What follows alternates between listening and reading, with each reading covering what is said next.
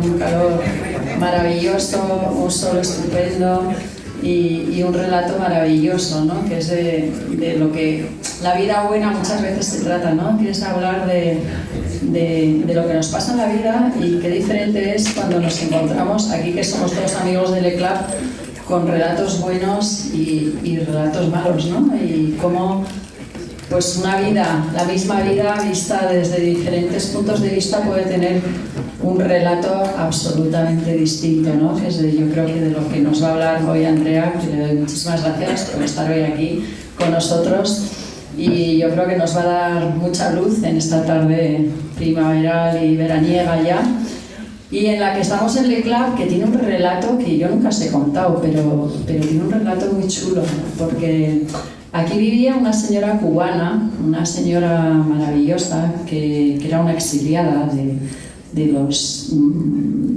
unos que tenía, la familia tenía los puros Montecristo, y se casó con un señor mucho mayor que ella, que era uno de los dueños de este edificio. Ella se llamaba Candidina Menéndez y siempre hemos notado su presencia aquí en el espacio. De hecho, como veis, en las paredes, en todo hemos cuidado el que esté la huella, o sea, el papel que veis es un papel que eligió ella, la huella son huellas de cuadros suyos y el tapiz era suyo, ¿no? O sea, yo lo recuperé de una casa de subastas, el tapiz que habéis visto en la sala de piano, etcétera, ¿no?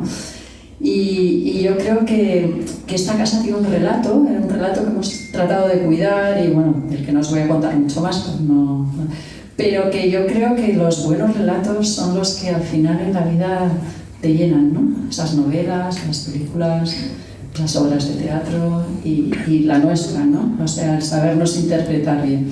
Así que esta tarde seguro que nos ayuda a seguir dándonos luz y a interpretarnos cada día un poquito mejor, que yo creo que en la vida ese esfuerzo, ¿no? Pues, por relatarnos bien nos hace tener una vida mejor.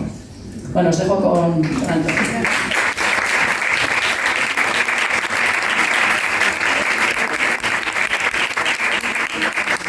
Buenas tardes. Hablaba yo con uno de vosotros, amigo, ayer sobre el tema de que hay a veces dolores corporales que no sabes muy bien dónde te duelen unas partes del cuerpo, te duelen todas, te duele mucho, y el único modo de acercarte a la solución, a la curación, es ir palpando poco a poco hasta que vas encontrando zonas de más dolor, crees que por aquí ya no puede doler más, pero tocas y sí, duele más, hasta que llegas a una zona de dolor absoluto, una zona de dolor ubicuo, ¿no? Y yo qué sé, pues a lo mejor te duele en la cabeza y te pones un dedo en el cráneo y se te pasa el dolor hasta la punta de las manos, ¿no? Eso es una buena noticia, porque significa que has encontrado el proceso o el comienzo de la curación. A partir de ahí tienes que prestar atención a ese punto doloroso, aplicarle presión, ponerle atención, presenciarlo, y después de eso conseguirás hacer lo tuyo, integrarlo dentro de ti y se acabará el dolor. Vuelves a ser un poco el que eras antes, ¿no? O algo parecido. Me gusta pensar que con los procesos mentales pasan a veces cosas parecidas. Es decir, tienes que encontrar el lugar que te haga, el lugar del origen del malestar absoluto, y una vez que lo has encontrado vuelve a ser lo mismo. Tienes que prestar atención, tienes que estar ahí, tienes que verlo, tienes que presenciarlo, tienes que sentir la ansiedad, el dolor, no por más, pero tienes que estar ahí, porque es el primer paso para la curación. El problema es cómo encontrar ese sitio.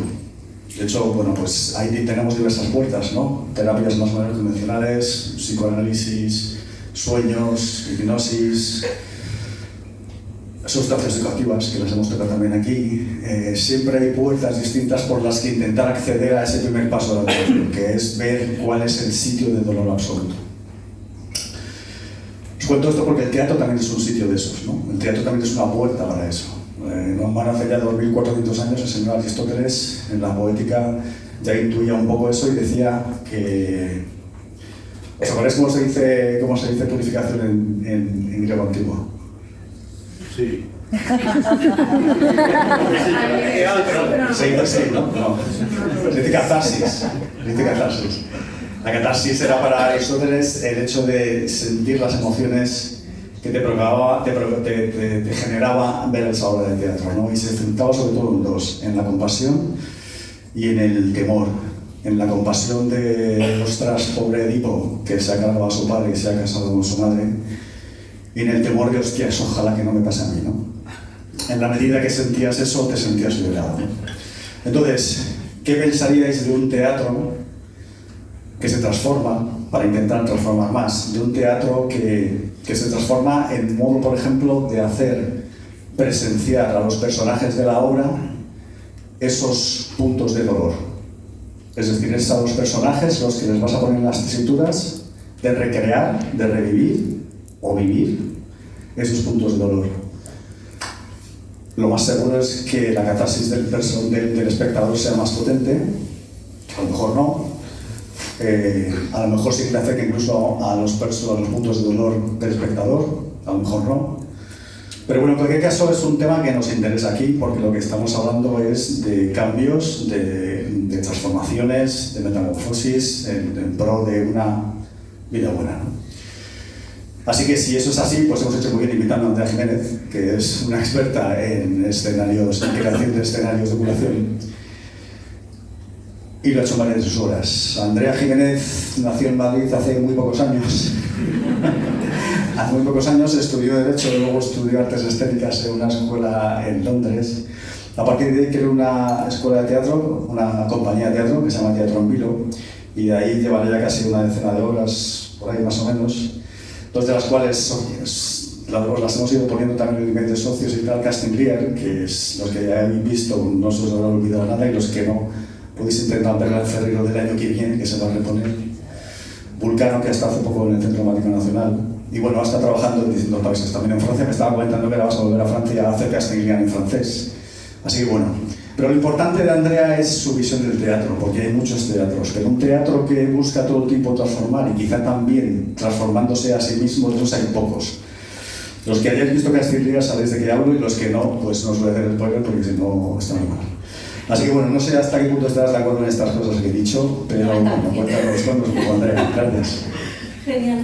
Bueno, buenas tardes, noches. Muchas gracias por venir aquí. Es muy apasionante ver la curiosidad ajena ante una desconocida para venir a charlar de teatro. Se me oye bien porque yo me oigo como con reverb. No, se oye bien, se oye bien. Solo me molesto yo a mí misma, vale. Está bien. A ver. Hola. Mejor, ¿no? Más sexy.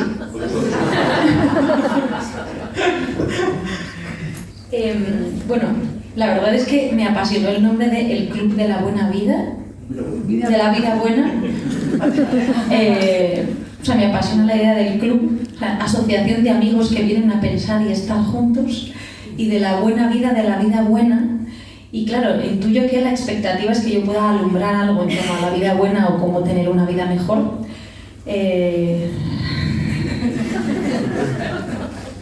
Voy a partir de la premisa de que os voy a decepcionar con ello, aunque es verdad que yo me he agarrado fervientemente al teatro como un lugar posible para tener una vida mejor. O sea, hasta ahora creo que yo no he conseguido diferenciar entre la vida y el teatro, porque me he agarrado al teatro como herramienta extrema de supervivencia. Habréis escuchado a muchos artistas decir: el cine me salvó la vida, el arte me salvó la vida, el teatro me salvó la vida, ¿no?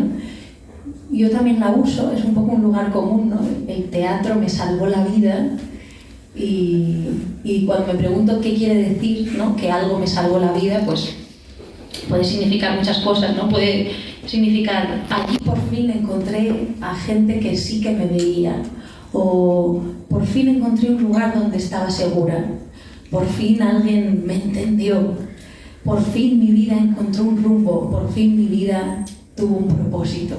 Y todas esas cosas son en parte verdad, pero creo que lo que sobre todo quiere decir es, al menos para mí, cuando digo el teatro me salvó la vida, es que por fin conseguí un lugar donde ser artífice de mi propio relato. Un lugar donde por fin encontré las herramientas para contarme, para ordenar un montón de acontecimientos fragmentados que muchas veces tardamos tanto tiempo en ordenar en un relato, ¿no? De hecho, bueno, pues si vais al terapeuta, probablemente estéis trabajando en ello desde otro lugar, ¿no? Si vais a psicoanálisis, si os psicoanalizáis, seguramente estáis en este intento desesperado de poner vuestra experiencia en forma de un relato que os permita sobrevivir a lo que ha pasado, ¿no? Y esta idea como de encontrar una forma para lo innombrable es para mí la experiencia del teatro.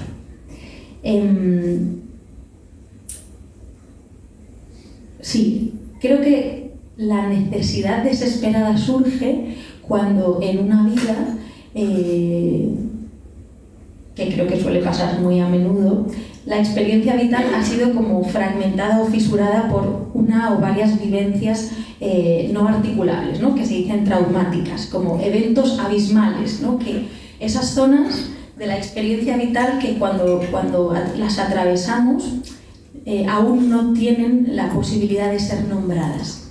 Y el teatro, entre otros sitios posibles, es uno de esos lugares que ofrece un espacio seguro y protegido y muy privilegiado donde jugar a reordenar, nombrar o traer al cuerpo esa vivencia para poder entenderla, ¿no?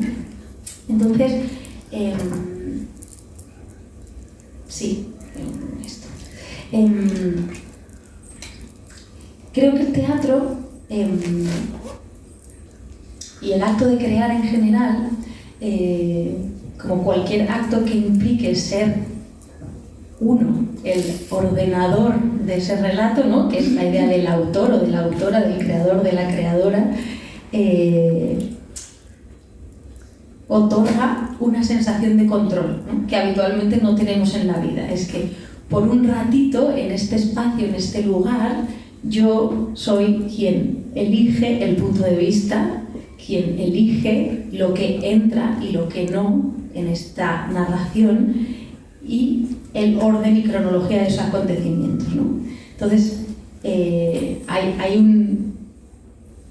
una fantasía de control que genera el acto, ¿no? de crear, y que es muy paradójica, porque generalmente cuando un artista consigue dar forma a su relato en una forma artística, lo normal es que esta forma artística acabe abofeteándole la cara y colocándole en un lugar de absoluto no control, ¿no?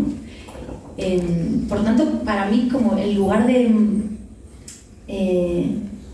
acto de creación artística no tiene realmente por objeto controlar nada, sino colocarte en un lugar en el que te dispones a recibir de vuelta la pregunta, ¿no? Crear un espacio en el que a lo que te abocas no es a ninguna respuesta ni a ninguna verdad, sino a la sombra, a la pregunta infinita, ¿no?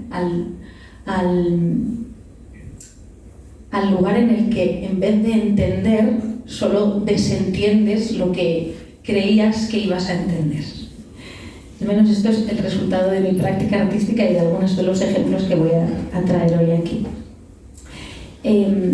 Yo, en mi manera de relacionarme con el teatro, he tenido siempre una obsesión, y es que a mí lo representativo, ¿no? O sea, como ir a ver una obra de teatro en la que se da por sentado que esa ficción es relevante, siempre me ha desconvocado mucho, siempre me ha costado mucho conectar con las ficciones teatrales representadas. Como, ¿por qué me tengo yo que creer que esto está pasando? ¿Por qué esto es importante? ¿Por qué es importante ver El alcalde de Zalamea, más allá de honrar la tradición literaria, ¿no? ¿Dónde está lo que de verdad convoca a las almas a mirar algo y que eso sea importante, ¿no? Y para mí la respuesta tiene que ver con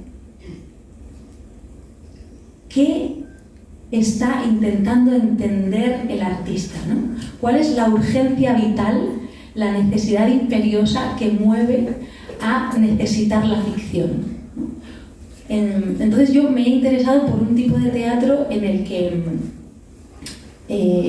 la relación entre el artista y la ficción es una relación en la que observamos de forma muy evidente la necesidad de esa ficción. Me voy a explicar un poco mejor.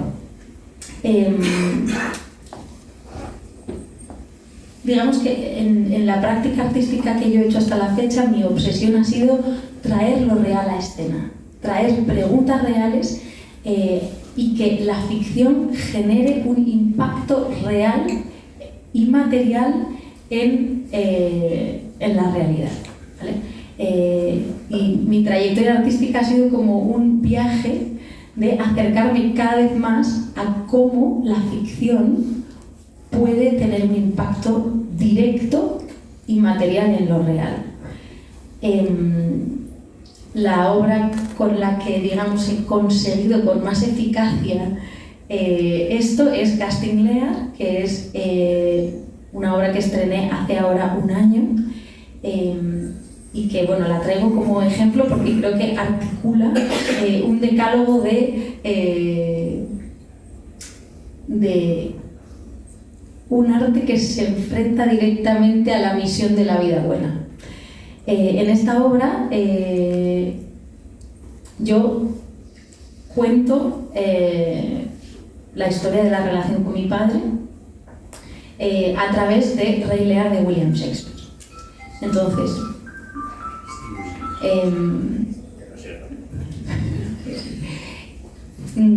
digamos que yo, tras 10 años de compañía y de hacer varias obras en las que me he relacionado como de muy diversas formas con el teatro, llego a la conclusión de que ha llegado el momento en mi vida de hablar del gran terror, del gran miedo, que era la relación con mi padre. Mi historia con el teatro empieza con que mi padre me repudia por dedicarme al teatro. De una forma bastante absurda y fantasiosa, la relación se corta de manera abrupta y violenta debido a mi decisión de dedicarme al teatro. Y eso había quedado en algún lugar oculto en mi psique, como un evento que ya no tenía ni siquiera entidad de realidad, sino que era una especie de fantasía que había quedado atrás, pero que yo sabía que tenía que abordar. Y hace unos cuantos años yo me había encontrado con el Rey Lear de Shakespeare y me había impresionado mucho la similitud de la historia.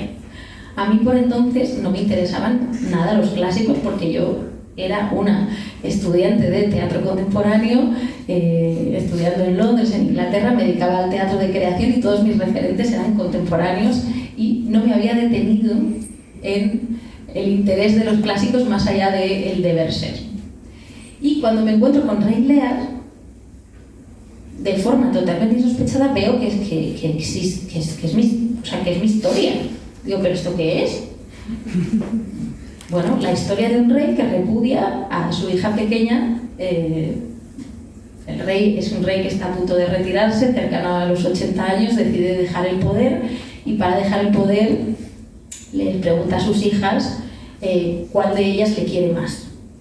Y cuando llega el turno de Cordelia, que es la hija pequeña, ella no dice nada. Cordelia, ¿qué dirás tú por un tercio aún mayor que el de tus hermanas? Nada. Y el padre entra en un ataque de ira absolutamente violento y repudia a su hija, que acaba en Francia. Y bueno, toda la obra sigue, digamos, la trayectoria del Rey Lear y todo lo que le sucede tras repudiar a su hija y como renunciar al amor y cómo se aboca como a una tragedia de autodestrucción en la que acaba perdiéndolo todo, enloqueciendo y enfrentándose a su propia fragilidad y a su propia desnudez. Entonces, claro, yo sabía que esa obra existía y yo sabía que mi historia existía y yo sabía que en algún momento la tendría que contar, pero tardé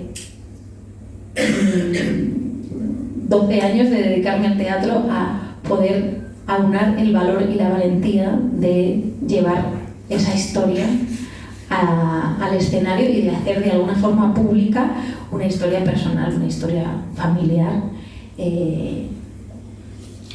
Sí, era impensable o improbable que yo, hija aterrada de un rey Lear, pudiera unar el coraje para enfrentar la autoridad aún existente del rey y hacerme cargo de mi propia historia y hacerme cargo de mi relato. Y bueno, lo que se me ocurre es que voy a hacer esta historia y que cada día un actor distinto va a hacer de rey Lear. Entonces, esta idea, y que yo le voy a dirigir en directo. Entonces, la obra funciona con que yo dirijo en directo a un actor distinto cada noche que recibe el texto a través de un pinganillo y realiza la función de rey Lear sin saber nada previamente. Entonces, la obra está pensada al margen de como un acto destinado a ordenar y contar mi historia y encontrar y entender a mi padre a través de rey Lear y de entender la idea de perdón a través de Cordelia. Está centrado sobre todo en algo que aquí afecta directamente a la realidad material, que es un encuentro con un otro absolutamente distinto, que es un hombre mayor en edad de poder ser Lear, en edad de poder ser mi padre.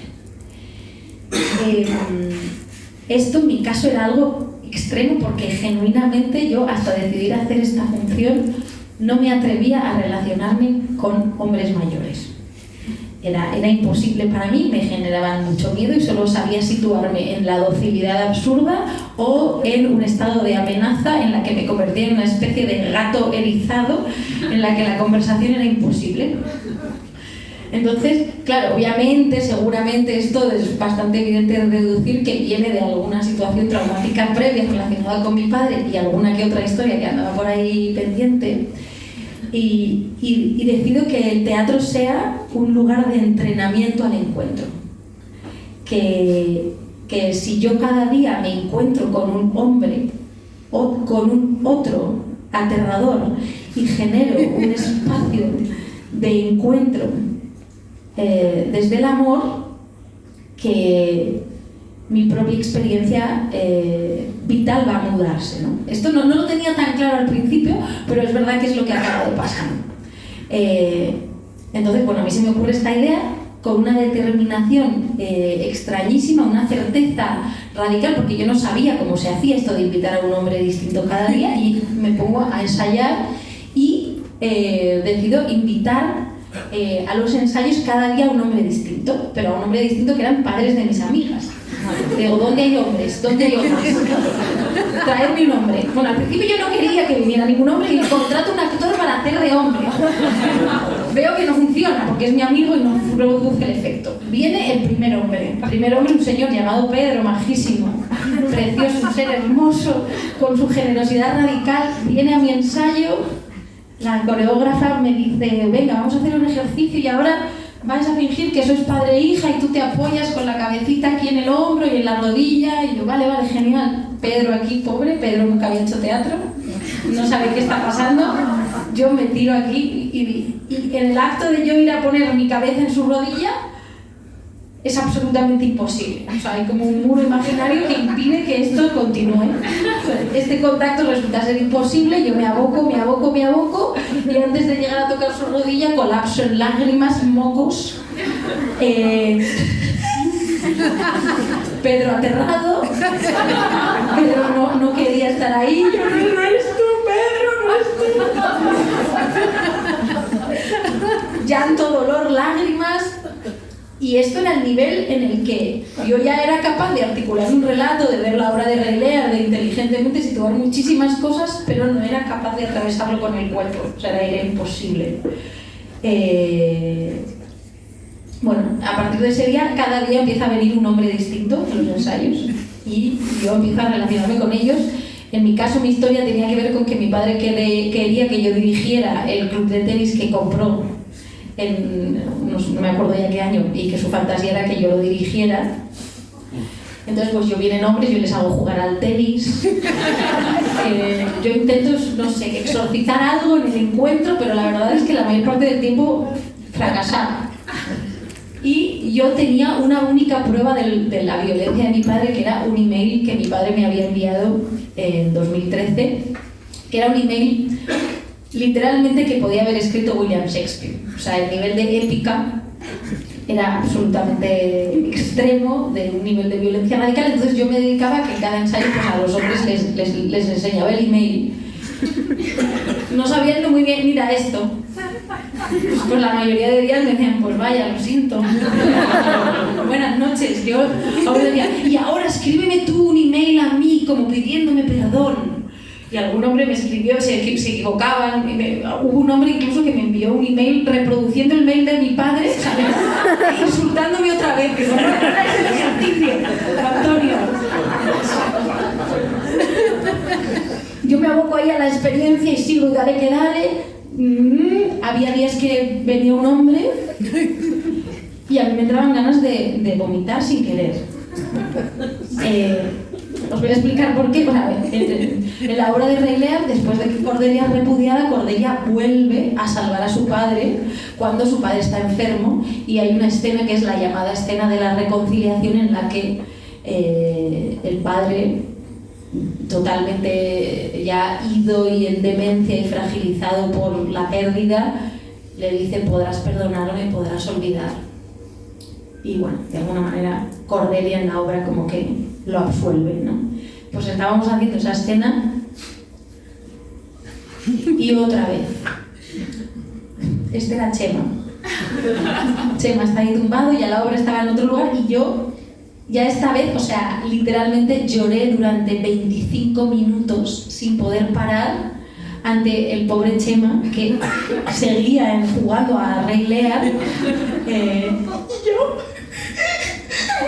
motivo ninguno, padre. Bueno, esto es broma, pero quiero hablar de lo que es la experiencia del cuerpo. Es decir, yo me puse a mí misma en una situación de recreación. Es decir, de revivir desde la ficción la experiencia traumática. No era la misma historia, pero el nivel de correlación con el que yo me había relacionado hizo que prácticamente lo fuera. Y que hacer el Rey Lear era un reenactment, una recreación ya no atravesada por la inteligencia, el intelecto, el análisis, sino por la pura experiencia del cuerpo.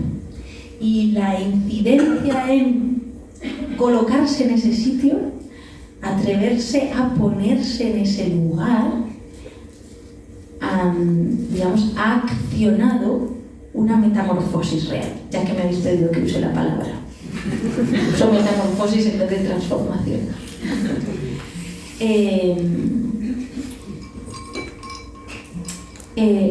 A todo esto, mi objetivo desesperado era que yo quería que un hombre y yo pudiéramos mirarnos a la cara frente a frente como iguales por un rato. Y eso requería que yo sostuviera su fragilidad y me atreviera a mirarle como un igual, pero también requería que él pudiera pararse a escuchar. Y eso es muy difícil. En general es muy complicado pararse a escuchar, y creo que cuando alguien es un hombre más mayor, con más experiencia, tiende con más facilidad como a colocarse en un lugar de ya saber, ¿no? Y abrirse plenamente a una experiencia de entendimiento del otro era francamente difícil. Y yo lo único que quería en los ensayos era que un hombre leyera el email y me dijera: lo siento, ¿no? Como que por un momento sintiera lo que yo sentí, que es la obsesión de cualquier creador teatral, ¿no? Que otros sientan lo que tú sientes. Y en este caso era que lo hiciera alguien muy, muy distinto a mí. Y en general fracasaba en mi intento, hasta que un día vino un hombre,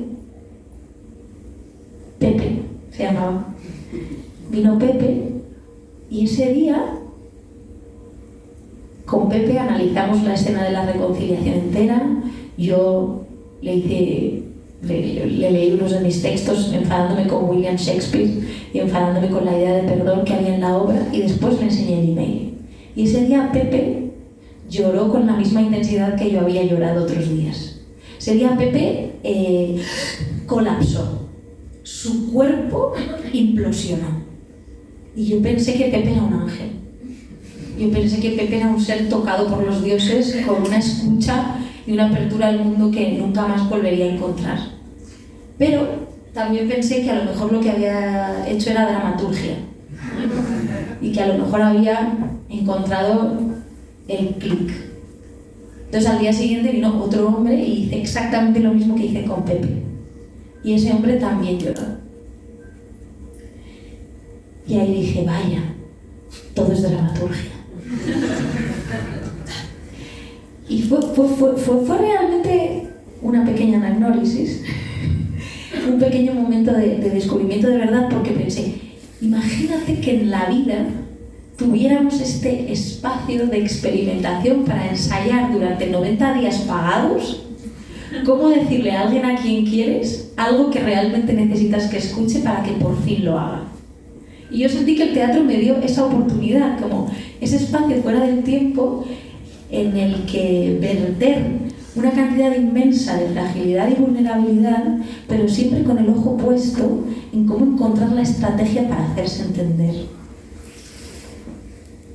Y pensé, joder, ojalá pueda hacer esto con cada uno de los conflictos humanos que atravieso en mi vida. Solo he podido financiar el de con mi padre, que era el más gordo, esperando que luego se rente y que, no sé. Pero sí, fue el descubrimiento de la dramaturgia. Y a día de hoy, la estructura es muy similar a la que vivió Pepe. Y a día de hoy, todos los hombres que vienen a la obra leen en un momento dado este email, solo lo leen ellos, no lo lee el público. Y es el momento para mí más importante de la obra, porque él, después de haber habitado el cuerpo de Lear, de haber sido un rey arbitrario, omnipotente y aterrador, después de haber caído a los infiernos de su propia fragilidad, desorientado y perdido, lee como un extracto de pura violencia. Y pasan muchas cosas, algunos hombres se congelan y otros abren su alma. Y es como si la obra toma sentido porque en ese instante sucede un silencio muy particular, ¿no? Como no caben las palabras. Se sostiene el espacio de un lugar que para mí es el lugar que buscamos desesperadamente, que es el de el encuentro, y el encuentro no sucede en la palabra perfecta, porque la palabra perfecta no existe. Es lo que hay entre palabras, ¿no? Y entre ese texto atroz y mi siguiente pregunta, que es ¿cómo se perdona?, hay un momento en el que diría que en el 95% de las funciones que he hecho, que llevo 82,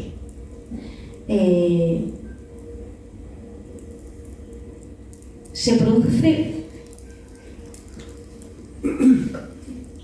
algo que creo que añoramos incluso como socialmente. O sea, que es que una, básicamente, mujer joven, feminista y lesbiana se encuentre con un hombre mayor con alto rango y experiencia, ¿no? Que parece que es como un lugar no ordenado, que la única relación entre esos dos cuerpos es la de padre-hija, jefe, empleada, profesora-alumna, ¿no? Y por un momento ambos se conmuevan ante lo mismo, desordenan como las jerarquías que impiden el encuentro real.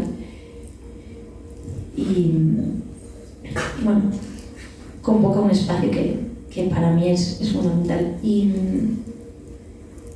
bueno, yo cuando hice esta obra, al principio de todo, yo la hice para que la viera mi padre. No solo para que la viera mi padre, incluso para que a lo mejor fuera mi padre un día que hiciera la función. Obviamente, mientras más hacía la obra y mientras más leía a Shakespeare y más me tomaba la obra de Rey Lear como una especie de oráculo que contenía todas las respuestas, más me daba cuenta de que eso nunca iba a pasar. Y más la obra me acercaba a la decisión de tener que separarme de mi padre, ¿no? De decidir no volver como Cordelia. Pero esto, con esta idea de la recreación, me recordaba un poco a Hamlet, que Hamlet, no viene el fantasma de su padre a decirle tu tío me mató, véngate, ¿no? Y entonces, entre una de las disparates que se le ocurren a Hamlet, pues uno es que va a hacer una obra de teatro para que su tío vea lo que hizo. Y por tanto llama a unos actores para recrear el asesinato de su tío. Y en cómo reacciona su tío, entiende que el fantasma tenía razón.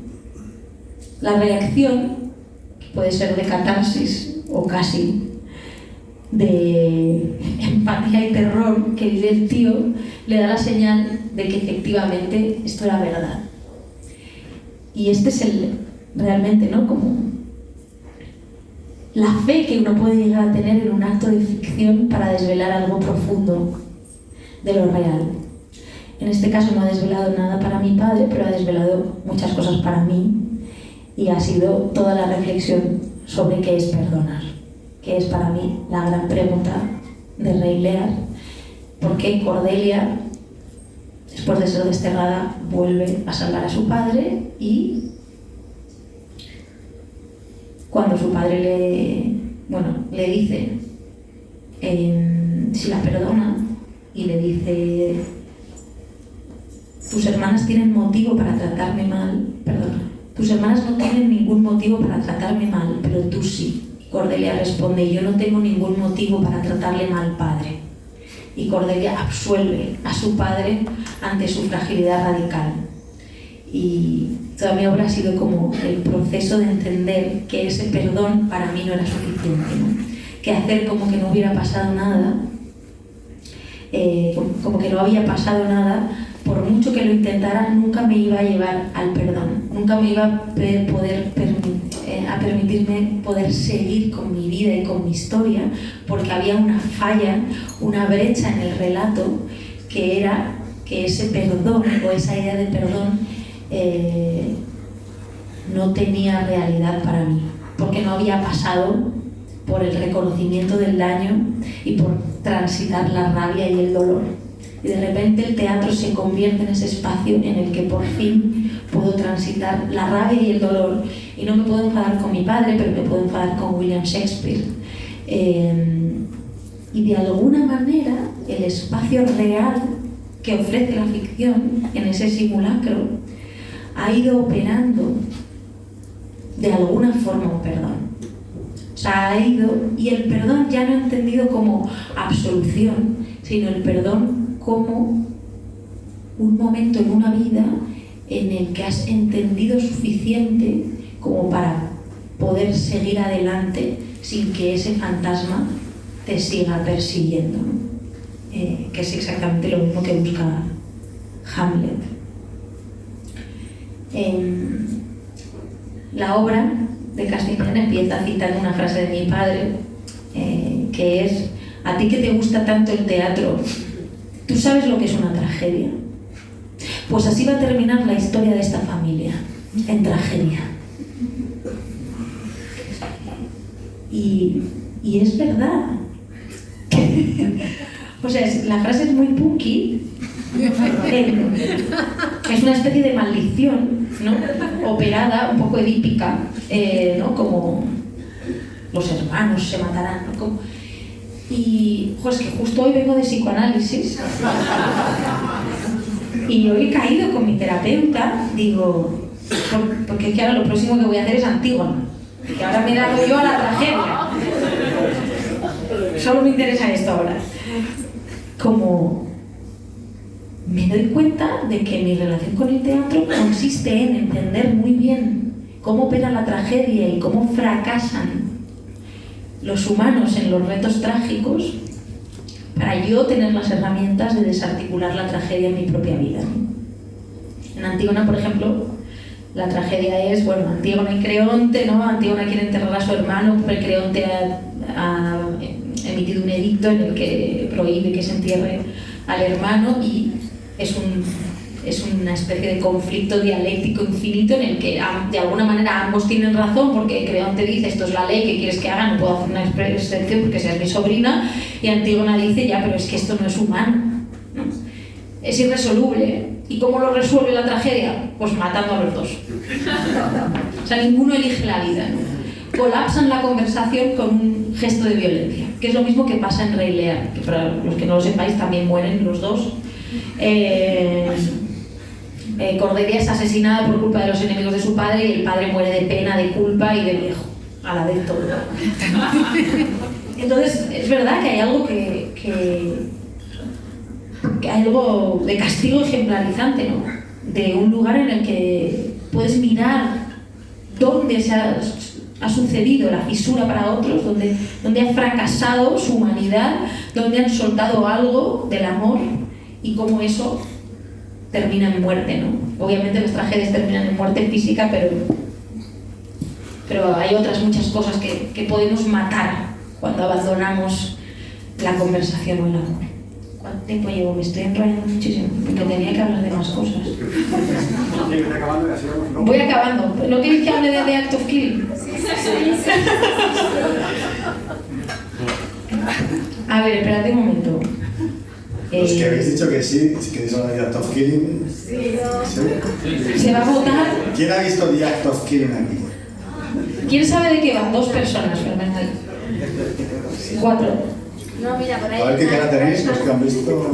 Mira, lo voy a nombrar de forma muy breve porque os la tengo que recomendar. Bueno, aparte de contaros que yo vale, sí, perfecto, esto ya lo he dicho. Vale.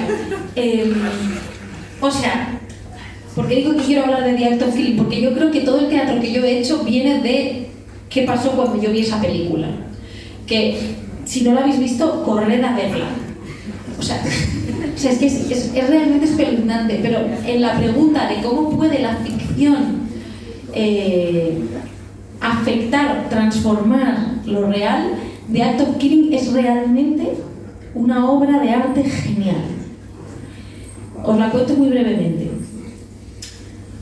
Joseph Oppenheimer, un documentalista, va a Indonesia, donde en los años 60 hubo un genocidio masivo de comunistas tras un golpe militar.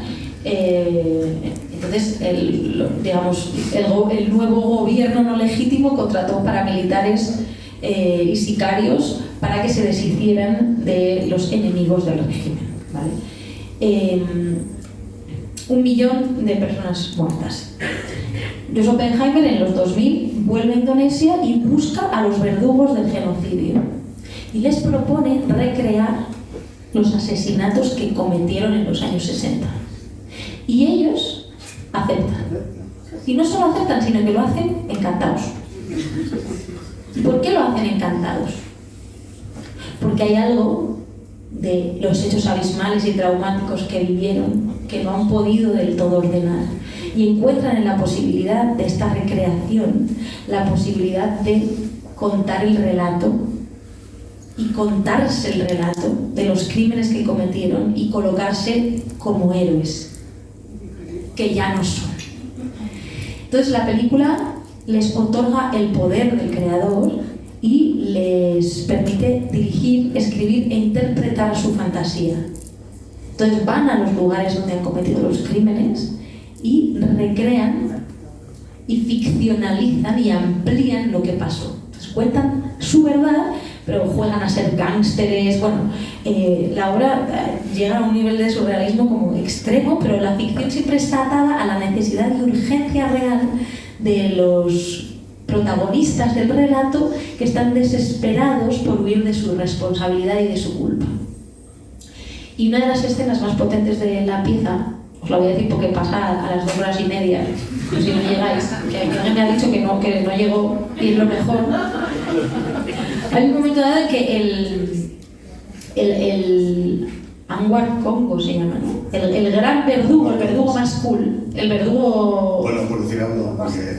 A ver, es que es cool, o sea, es tremendamente cool, es increíble, baila, canta, es carismático, y entonces deciden recrear una tortura. Y su amigo, también torturador, le tortura a él. Entonces, vemos cómo en una escena recreada perfectamente de forma cinematográfica y todos vestidos como gángsteres de película americana, apalean ficticiamente al verdugo que está haciéndose pasar, ¿no? Está actuando, está poniéndose en la piel de un comunista. Y en un momento dado tiene que parar. Su cuerpo colapsa.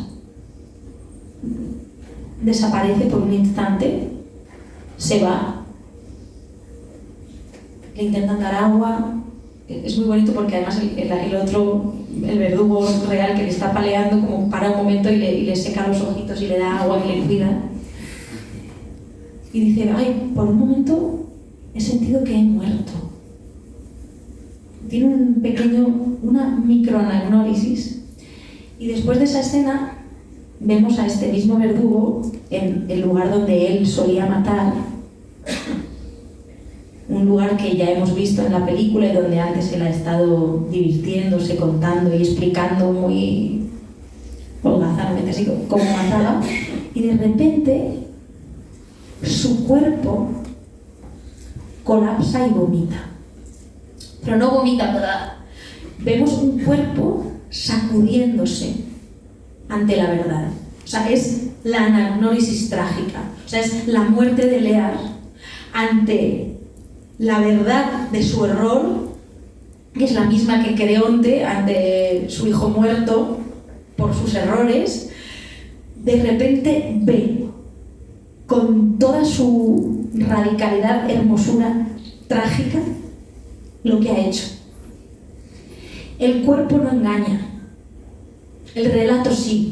Puedes crear el relato que quieras para huir de la verdad, pero cuando el cuerpo es atravesado por la historia, se revuelve ante la violencia, que es lo puramente inhumano, ¿no? Es como nos expone al límite de lo humano. Y es brutal observar, es privilegiado un documento en el que vemos eso suceder. También sucede en The Jinx, si lo habéis visto en el último capítulo. Es increíble porque es el mismo movimiento físico. Creo que de alguna forma, en mi llanto desesperado con Chema de 25 minutos, había también alguna forma de anagnórisis, que no sé si es previa o posterior a la palabra, pero en el que el cuerpo entiende algo y no sé si de alguna forma ya no hay vuelta atrás después de ese nuevo conocimiento. Bueno, os lo recomiendo muchísimo. Y nada, bueno, por nombrar Vulcano, que ha estado en los estos de estudio, no sé si ya es muy largo entrar en Vulcano. Son solo los frikis del Club de la Vida Buena. Pero sí, todos ibas a acabar con una cosa, ¿es ahora o después? Ahora acabo, si quieres que acabo ya. No. Yo puedo acabar ya. No, pero un poco de Vulcano. Nada, como que en esta pregunta sobre el acto de recrear, ¿no? que Castiglione es la recreación de los hechos, de Act of Killing también, y en Vulcano, que es una trama de ficción que he dirigido en el CDN recientemente, escrita por Victoria Spumber, también tratamos el tema de cómo relatar el trauma. En este caso es unos documentalistas que van a hacer un reportaje a una familia súper precaria porque ha habido un incendio y ha muerto la hija la vecina, que era una mujer con discapacidad. Y bueno, es que no me voy a enrollar, pero básicamente todo tiene un poquito estilo de true crime, porque los documentalistas empiezan a sospechar que realmente la familia puede haber provocado el incendio voluntariamente, y vemos cómo los personajes se defienden del relato, y al final lo que catapulta todo en la trama es una recreación. Es el momento en el que la hija decide, viéndose sitiada ante la evidencia de los hechos, recopilar qué pasó. Y es maravilloso porque uno piensa que un asesino conoce perfectamente los hechos y simplemente miente sobre ellos o los oculta. Pero lo terrible es que cuando alguien ha cometido un acto atroz de violencia, generalmente se ha producido una amnesia por la cual ni siquiera él mismo es capaz de recordar lo que hizo. Que es lo mismo. No, los asesinos de Act of Killing pueden recordar los hechos que hicieron, pero no conectar con el dolor que provocaron, ¿no? Siempre hay zonas de amnesia. Y bueno, como que en esta pieza es en la recreación en la que la propia periodista hace de la persona con discapacidad, en la que, bueno, sucede como también la análisis colectiva a través de este lugar de poner el cuerpo para entender. Y para mí esa es la principal función del teatro, poner el cuerpo para encontrarse con algo que no puedes imaginar sentada en tu casa, que solo abocándote a la experiencia, y una experiencia protegida, cuidada, sitiada, ordenada, puedes de alguna manera acceder a lugares del conocimiento y del relato que de otra manera son imposibles. Esto es mi defensa del teatro, ¿vale? Iba a acabar, pero igual ya estáis hartos de mí. No, pero ibas... ¿Hago lo del final? ¿Lo quieres? Lo hago. Sí. Lo hago. Ya, y luego Vale, mira, vale. Esto me da casi vergüenza porque no estoy en modo, pero como un poco bueno. A ver, Casting Lear termina con un homenaje al teatro. Me daban nervios ahora hacerlo, pero lo voy a hacer. Termina con un homenaje al teatro, es una especie de renovación, no lo voy a explicar más, lo voy a hacer. Voy a haceros el final de la obra para fastidiaros a todos los que no la hayáis visto. Realmente no fastidia nada porque todo lo interesante es lo anterior. Bueno, dice así, vale, dice: le digo al actor, gracias por seguir haciendo teatro, gracias a todas las personas que siguen haciendo teatro, que siguen eligiendo estar con otros en la imaginación, en el pensamiento, en la celebración de la vida, en la pelea por la esperanza, en el intento de dar cuerpo a lo indecible, de poner en su cuerpo voces que no conocen pero intuyen, en la posibilidad, en el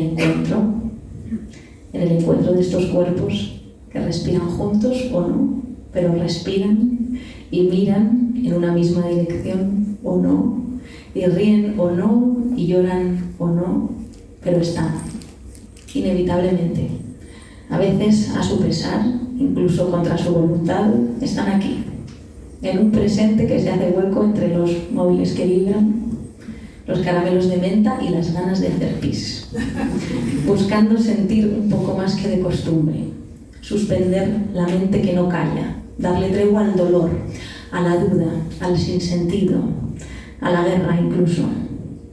Y es una promesa, la de no olvidar nunca que aquí siempre se puede volver, que ni la guerra, ni el hambre, ni los reyes han podido acabar nunca con esto, que estas paredes no se pueden arrancar, porque si no estuvieran nos las imaginaríamos, porque solo con sentarse y mirar en una misma dirección ya hay teatro, porque no nos hace falta nada, porque sí que se puede sacar algo de la nada. Y voy a ser naif y voy a volver a gritar que este es el mejor lugar del mundo, que por un ratito aquí volvería a perder un hogar o un padre, que nadie me va a arrancar de un teatro, que no me van a sacar de aquí ni mi padre, ni mis hijos, ni los fascistas, ni los años, que me quedo en el teatro para siempre, porque aquí siempre no existe, porque en menos de un segundo todo esto puede no estar, puede aparecer un cañón y anunciar un gran número, puede llover, puede caer un muro, puede dispararse una pistola, puede volar una paloma, puede saltar la alarma de incendios y que tengamos que evacuar y que al final resulte que era solo teatro. Puede morir el apuntador. Puede resucitar el apuntador. Puede gritar un espectador que lo que estoy haciendo es una mierda. Una mierda. Ni puede ser verdad o pues es mi novia. O puede venir una amiga mía y entender algo de mí de repente, como en un eureka. Puede salir alguien de aquí y decidir llamar a su padre o a su hija y pedirle perdón o decirle te quiero, o pensar en hacerlo y no hacerlo nunca. Puede estar alguien aquí que acaba de recibir una terrible noticia y aún así ha decidido venir al Eclat, por si aquí algo le salvaba o le daba una pista sobre cómo seguir. Puede que hoy haya venido alguien que no había venido nunca antes y a partir de hoy decidir que va a volver siempre que pueda. O pensar que no entiende por qué hay tanta gente a la que le gusta tanto esta cosa tan extraña. Y pensar que ojalá a él o a ella también le gustase algo tanto. Puede que una pareja haya entrado aquí después de discutir y que al salir no recuerden por qué discutían y simplemente se vayan a casa y hagan el amor porque se han vuelto a acordar de que nos vamos a morir. O puede que después de escuchar esto alguien decida leer El Rey Lear o ver The Act of Killing, solo para saber cuánto de todo esto ya estaba escrito y cuánto es solo la verdad de la autora. Puede que alguien se enfade porque no he incluido la trama de Göster y Edgar o porque no he hablado de Ovidio. Y puede que esa persona sea un crítico de teatro que mañana teclee con más fuerza y vigor que nunca que yo no soy verdaderamente una directora ni esto es verdaderamente teatro. O puede que un día mi padre venga a ver la obra que hice pensando en él y que por un ratito me vea. O quizás no. Pero puede que ahí sentado, cercano a la rabia, a la pena, a la profunda incomprensión, por un momento se olvide de que es mi padre y yo su hija y que quede cegado por una luz o por la belleza de una música o que le moleste la cabeza del de delante y se mueva a un lado para ver mejor. Eso sería tanto. Sería tal conquista esa. Y entonces yo podría decir, por favor, miren al Señor de la última fila. Es mi Padre. Y entonces le apuntaría un cañón de luz. Habría un silencio y después un murmullo y después quizás un aplauso y entonces él se levantaría y pararía el aplauso y diría, ¿por qué aplaudís?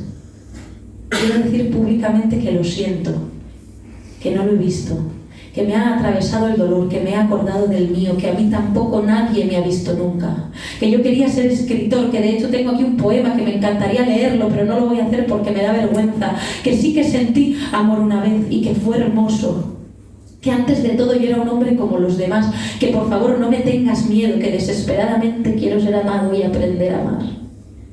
Yo podría hacerle decir eso a mi padre. Podría ser un actor o podría ser mi padre. Podría ser mentira incluso si lo dijera mi padre. Podría ser verdad y que nunca le creyéramos. Y entonces mi padre podría estar aquí tumbado, donde está tumbado ahora el actor. Tú. Y entonces le diría, papá, mira, este es mi ejército de Francia. Gracias a ellos he conseguido poner el corazón en mis labios.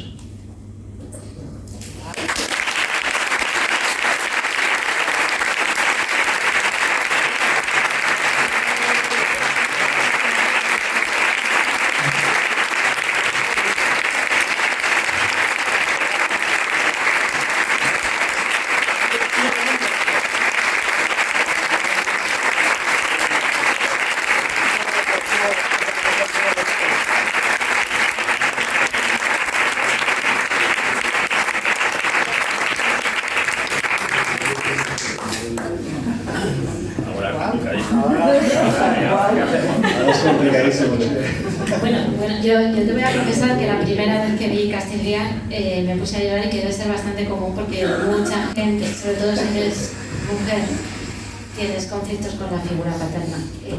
Yo creo que es bastante común y ya se lo pegué a Antonio que también lloró un ratito.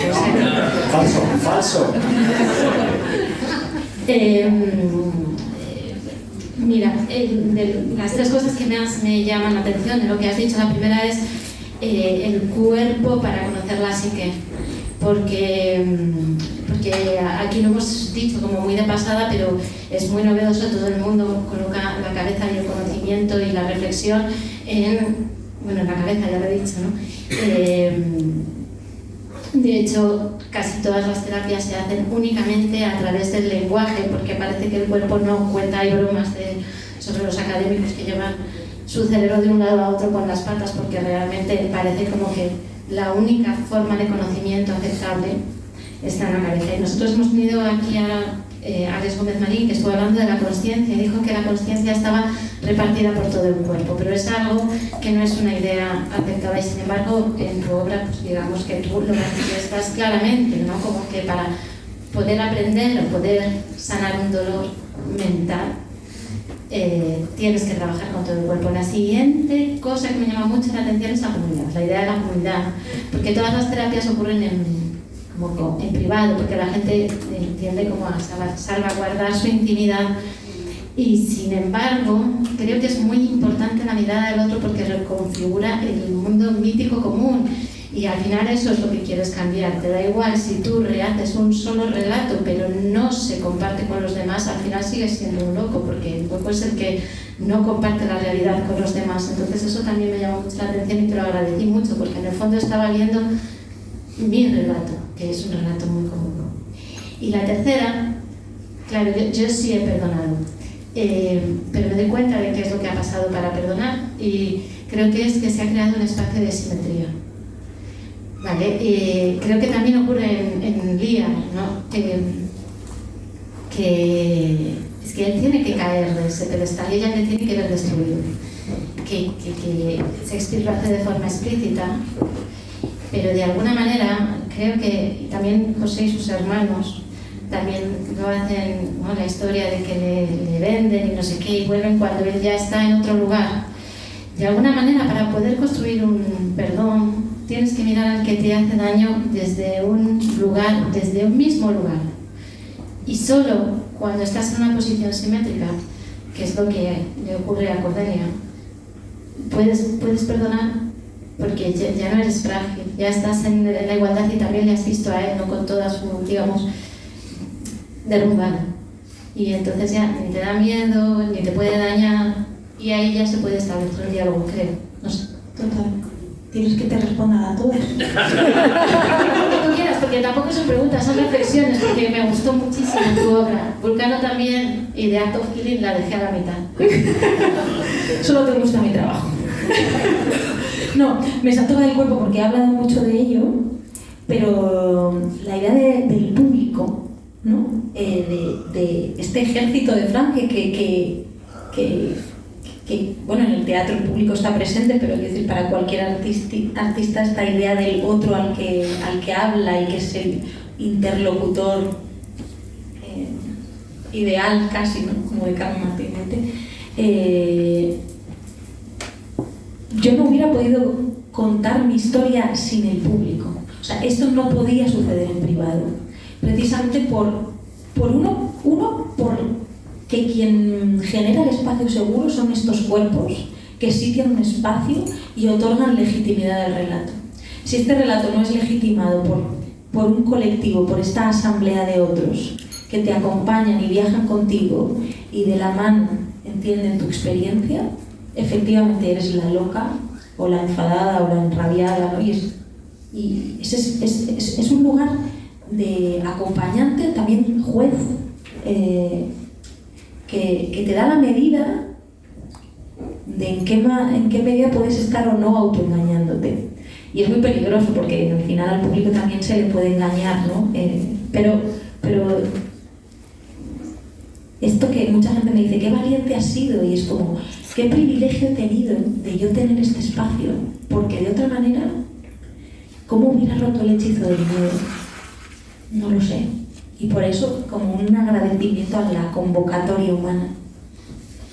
Y lo último, sobre el perdón, que efectivamente creo que hay una pregunta muy maravillosa de cómo narices se hace o se llega a ese sitio. Y para mí lo primero ha sido distinguir entre perdonar y reconciliarse, ¿no? El perdón puede suceder internamente, o sea, no necesita al otro. O sea, necesita un relato propio, pero no necesita al otro. La reconciliación sí, porque implica la continuación de esa relación. Entonces, para mí distinguir entre que puedo perdonar pero elegir no volver ha sido también como una distinción fundamental que ha sucedido como también con la obra, ¿no? Es como que Cordelia perdona pero deja su cuerpo ahí, y porque se queda acaba detenida por los enemigos de su padre y sufriendo el destino trágico que le era reservado a su padre. Pero ¿qué pasa si perdonas pero te salvas? También se puede, ¿no?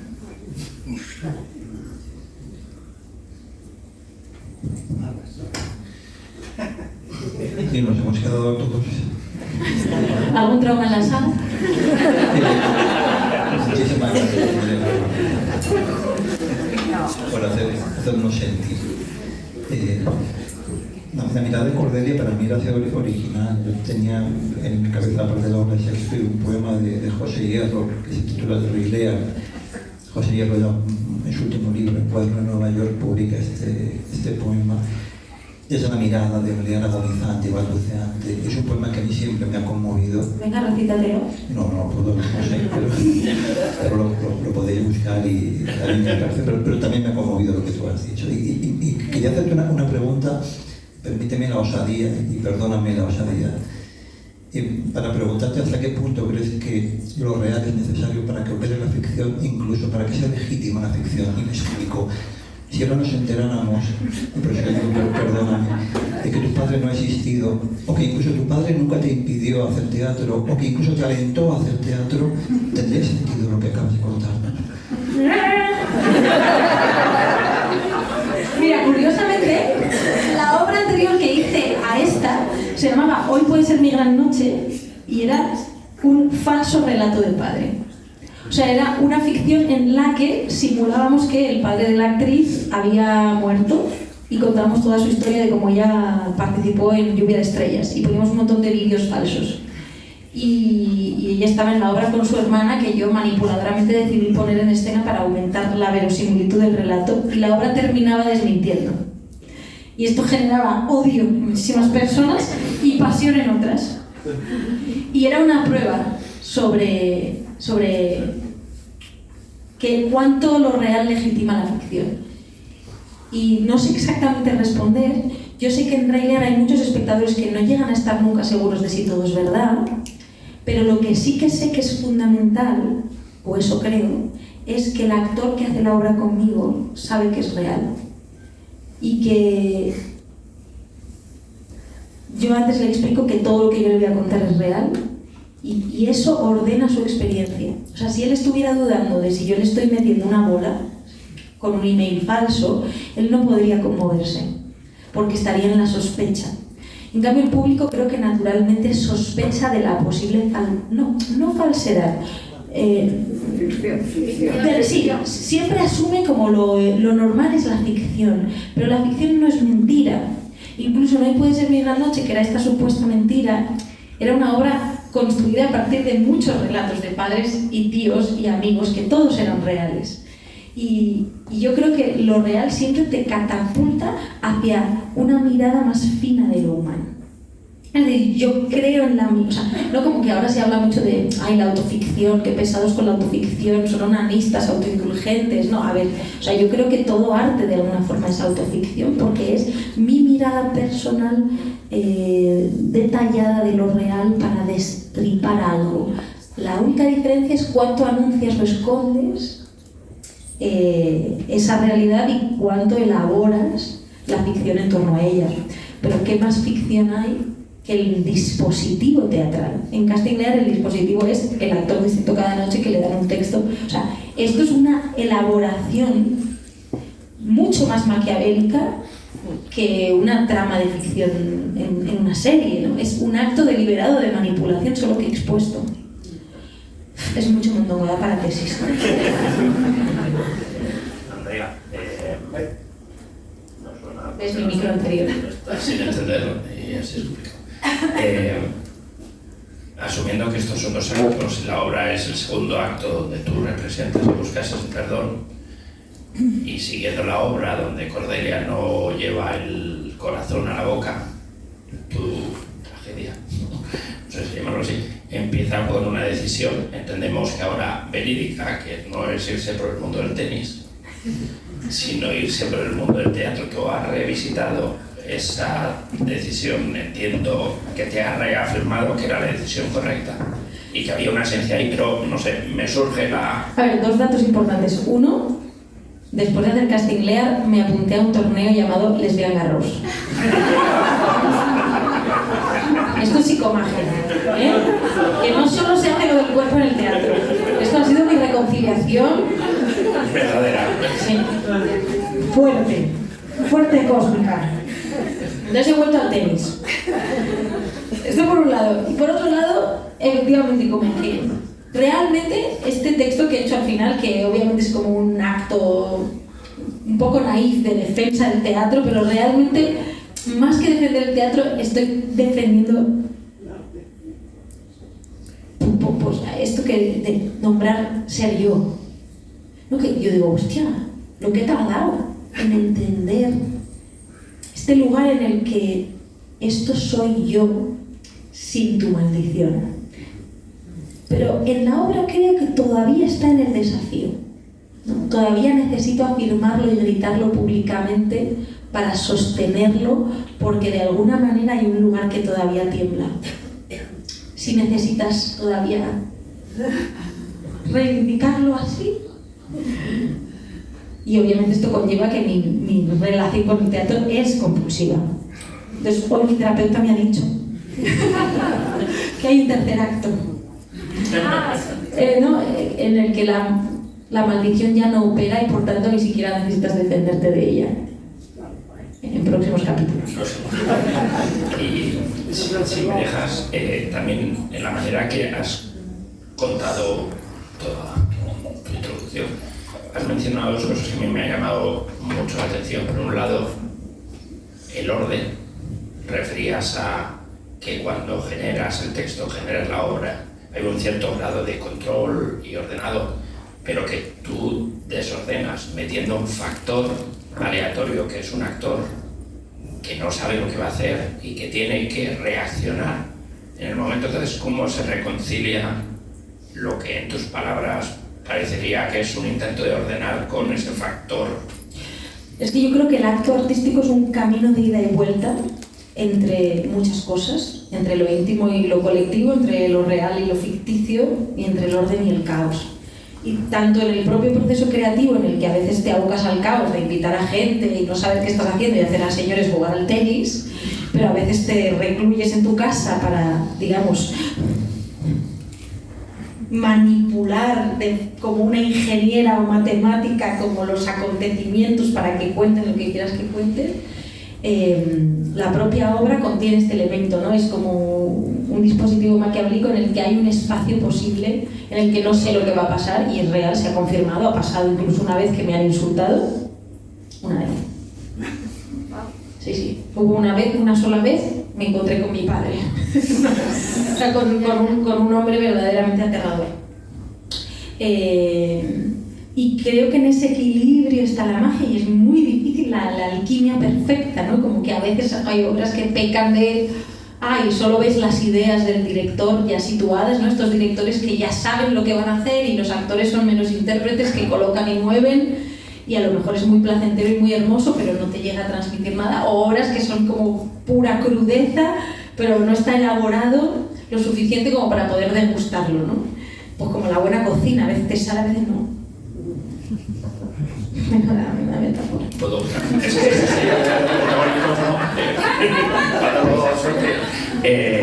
La otra cosa que me llamó mucho la atención es tu referencia Nunca me han visto.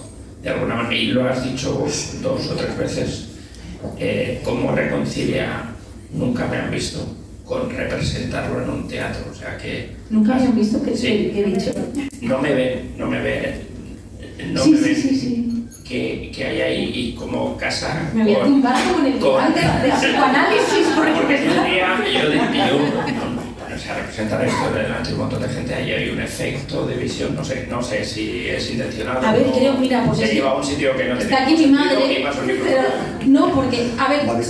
María José. A ver, yo he pensado, digo, yo soy la pequeña, mira, soy la pequeña de 5 hermanos con mucha diferencia, y creo que es muy común que los pequeños O sea, hay muchos actores y actrices que son hijos pequeños. Y creo que tiene que ver con que cuando eres hijo pequeño llegas a una familia en la que los relatos ya están hechos. O sea, ya está el pescado vendido. O sea, obviamente lo que tú opines o pienses no le importa absolutamente a nadie en tu familia. Da igual que luego hagas una obra de teatro de gran éxito, que a ellos les va a seguir dando igual. Pero uno de mis motores tenía que ver con ahora me vais a ver. Y pues no estoy segura de que haya pasado internamente en la familia, pero esta desesperación por ser vista, yo supongo que todo el mundo la tiene y que la colocamos en distintas formas, como no, el éxito laboral, la belleza, el gimnasio, quién sabe, no, pero como bueno, poder nombrarlo y por un momento vivir. Supongo que es en parte una fantasía la de ser visto, ¿no? Porque supongo que nunca nadie puede ver plenamente al otro, porque es imposible estar en el cuerpo de otro y sentir su experiencia, y que siempre vamos a mirar o sentir proyectando nuestra experiencia, y que al final el otro siempre es una especie de pantalla de lo que nosotros vivimos. Pero sí que creo que hay zonas mágicas en las que por un momento nos vemos. Y ahí es donde creo que la belleza y la verdad se parecen. ¿Alguien que quiera compartir un trauma?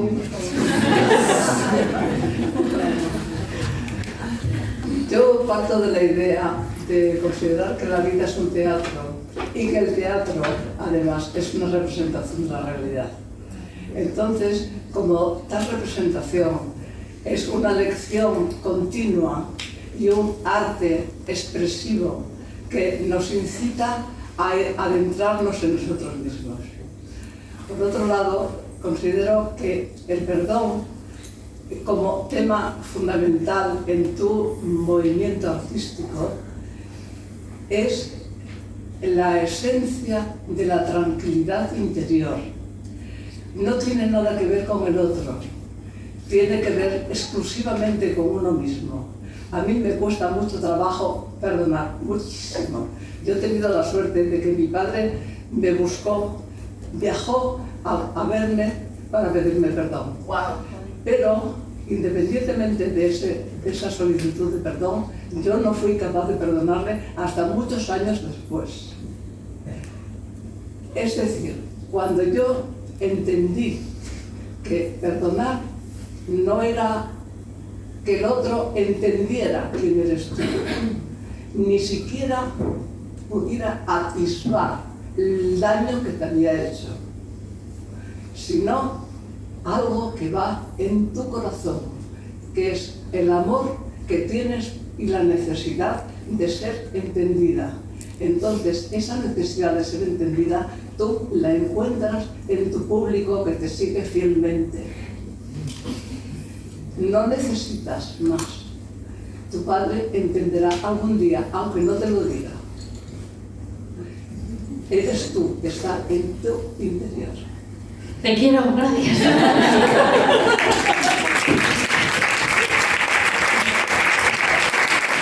Ahora, de verdad. ¿No? ¿Nadie quiere? ¿No? ¿Sí? Vale, podemos hacer traumas. ¿Preguntas?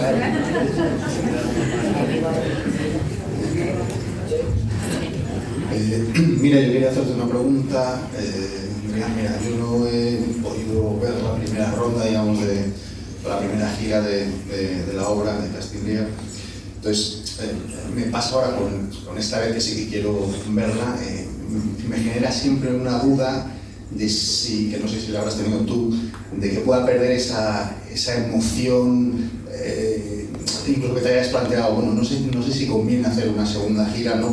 por esa parte tan catártica o tan emocional que transmite y que hace que la gente, o no sé si eso se puede compensar con ese juego de trileros que es un poco el teatro, ¿no? Que es, lo compenso con la dramatización y con un recurso que me parece genial, que es ir cambiando al rilear, que sepa, que es el único que sepa que esto es verdad y que esto no es un juego. No sé si ese temor que tengo yo te surge a ti también de ¿cómo va a funcionar esta segunda gira siendo algo tan personal? Y siento hacer esta pregunta que a lo mejor es un poco... No, al revés, o sea, yo tengo como la plena convicción de que para el público la obra, o sea, que no pasa eso.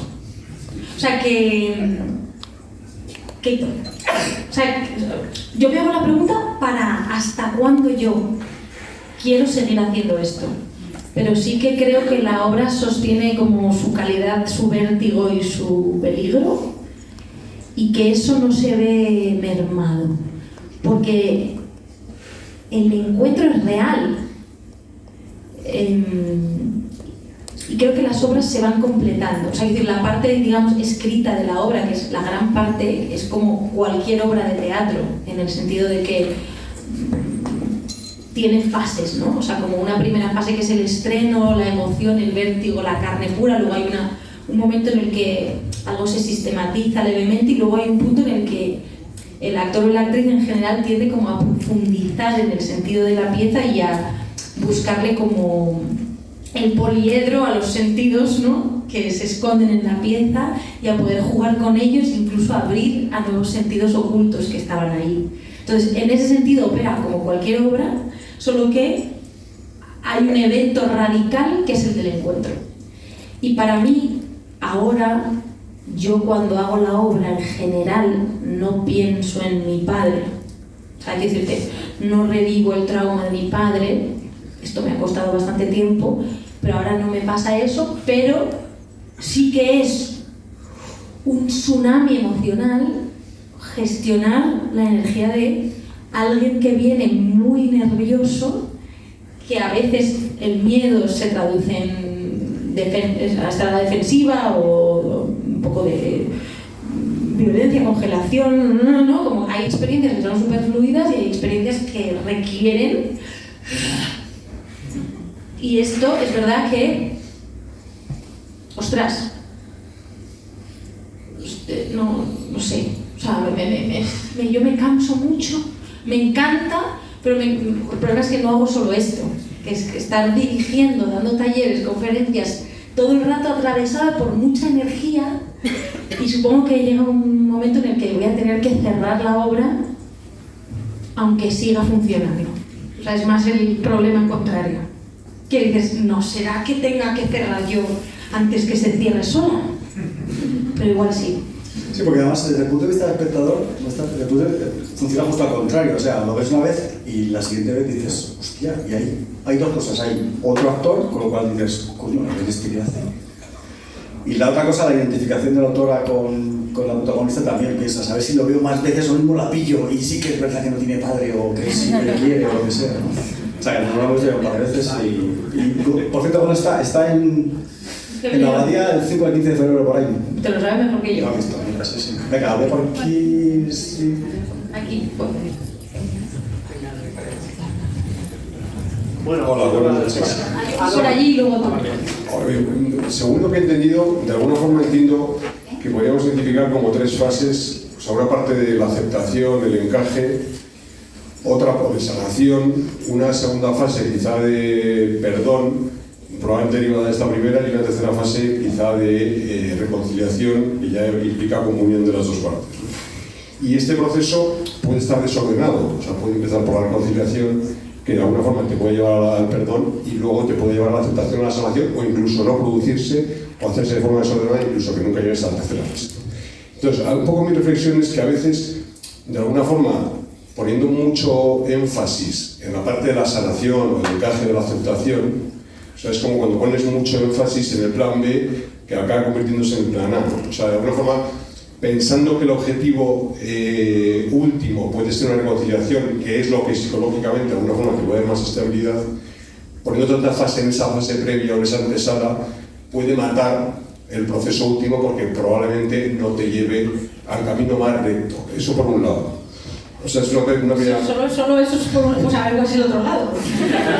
No, y esta es otra segunda derivada. O sea, si yo creo en el proceso o en la capacidad de sanación del teatro, pero mi pregunta es si lo ves solo desde el punto de vista del que lo escribe, del autor, del escritor, quizá del director, pero si ves también que desde el punto de vista del actor, también puede tener esos efectos beneficiosos, o quizá como un transmisor de una idea queda fuera de ese efecto beneficioso.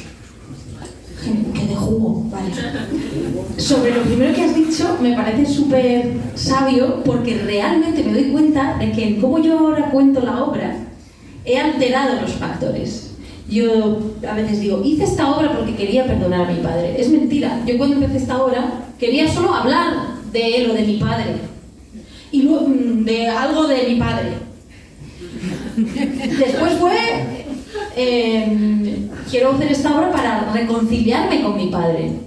Y yo durante meses le decía al equipo, chicos, estoy un poco bloqueada, pero es porque todavía no he llamado a mi padre, pero en cuanto que llame a mi padre y le cuente lo de la obra, ya se me va a liberar el miedo y no os preocupéis porque ya voy a estar mucho mejor. Y de hecho, así pasaba el tiempo yo. Mañana llamo a mi padre y le voy a pedir a mi padre que me lea el cuento de Rey Lear porque quiero sacarlo. Tengo una idea, voy a llamar a mi padre desde el escenario. Entonces todo el rato era mi padre, cómo reconciliarme con mi padre, y todo el mundo en el equipo diciendo pobrecita, pobrecita, pobrecita. Hasta que hice el clic de todo el asunto del perdón y entendí exactamente este lugar que nos has traído, de que lo tenía que hacer sola y que era un proceso mío. Entonces me fascina lo de la alteración del orden de factores, y probablemente la tragedia de esta obra es que, habiendo yo hecho mi proceso de perdón y por tanto estando más cerca que nunca de ver simétricamente a mi padre, que él viera esta obra probablemente le alejaría infinitamente de mí. Entonces, absolutamente de acuerdo con lo que dices. Y respecto al lugar del actor y de la actriz, efectivamente les he tratado mal en este... O sea, depende, o sea, creo que hay dos lugares. Uno, si el actor o actriz trabaja con el material personal y si su material se utiliza en la dramaturgia, que es como he solido trabajar yo hasta la fecha, en la que generalmente me he dedicado a hacer los relatos de otros, que eran los actores en la sala, y trabajar a partir de sus vivencias. Y en ese caso se produce una cosa maravillosa, que es cuando le otorgas, cuando le das a alguien el relato de su propia historia, que siempre es el tuyo, pero obviamente atravesado por el suyo. Lo primero que genera es esto no soy yo, que es un poco como cuando vas al terapeuta, que le dices, no, eso no es verdad. Y luego sucede un proceso de reconciliación y luego generalmente de rechazo, que muchas veces cuando hemos hecho un relato, esto en los casos de trabajar con autoficción, en los actores cuando trabajan en autoficción suele pasar que hay un momento en el que dicen, esta obra ya no me representa, y ahí yo les tengo que explicar, ya, pero es que ahora es teatro, ahora ya no es tu historia, ahora es la del público. Entonces ahora tú tienes la responsabilidad de colocarte en el cuerpo de quien eras. Ese que tú eras se transformó gracias a hacer esta obra y ha dejado esa piel atrás, pero hay mucha gente que todavía se identifica con esa piel, y tu misión es traer la escena. Y luego en obras que no tienen que ver con la autoficción y que son pura ficción, como en el caso de Vulcano, por ejemplo, yo creo que todas las obras son un imán energético. Es decir, que traen otros relatos paralelos o convergentes a la experiencia de los actores. Y que los temas de la obra te poseen. Y esto ya es como una charla muy larga, pero como que creo que sí, que la experiencia a través del cuerpo de ellos, inevitablemente, ellos son los que imantan para los demás los paradigmas de una obra. Lo vamos a dejar aquí porque si no tendríamos ya, bueno, pues rapidísimo, venga, vamos, no, solamente, La gente quiere vivir. Una respuesta de sí o no. Vale. Yo puedo verla muy al principio. La vi con Miguel del Arco, que me pareció impresionante. Yo no sé cómo lo vivirías. Pero claro, yo me quedé con las ganas de volverla a ver para saber cómo respondían 1000 actores más. Y yo no sé tampoco si te quedan actores en el país. Me queda perfecto. Sí, como para dejarse sorprender y dejarse, o sea, vivirla, ¿no? Realmente, la obra como tú la diriges. Bueno, exacto. Y entonces, claro, bueno, quería saber, ¿has tenido alguna función en la que no te haya funcionado absolutamente nada? Cosas que pasan por... Se ha acabado ya, ¿no? Sí, tuve una, pero es que no me apetece, es que es una pereza. Es complementaria. Por 5 euros una preguntita más. Por favor. Es que es complementaria. Grítala, Antígona. Yo he visto la obra 2 veces con 2 actores diferentes. Uno fue súper fluido, el otro no tanto. Yo no sé si porque la primera vez es la primera vez, pero bueno, infinitamente diferente.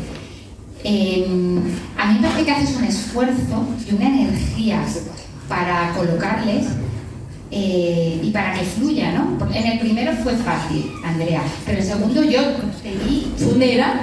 En la Bahía. Ah, vale. Y, o sea, me parece que hay mucho esfuerzo. Y luego algo que me parece divino es que el actor no sabe lo que va a ocurrir. Y yo no sé ahora, claro, esto es muy pequeño. Y ahora ya empiezan a saber cosas. Hay un pacto de caballeros. O sea, yo me lo creo. Hay un pacto de caballeros en los que obviamente ellos se preguntan, pero no se cuentan. Y yo creo que a estas alturas de un radar finísimo que he desarrollado, sabría en los 2 puntos más importantes si lo saben. Y hasta ahora yo no me he encontrado con ninguno que lo sepa. Puede que alguno lo intuya porque tal, pero yo creo que ellos protegen porque protegen la experiencia para el otro. Porque agradecen tanto la experiencia de no saber nada, de ser cuidados, protegidos, de por un ratito no tener que sostener nada, que se lo quieren regalar a su compañero. Y lo siguiente, la próxima vez que la invitemos, por favor, vamos a dar un aplauso a Andrea.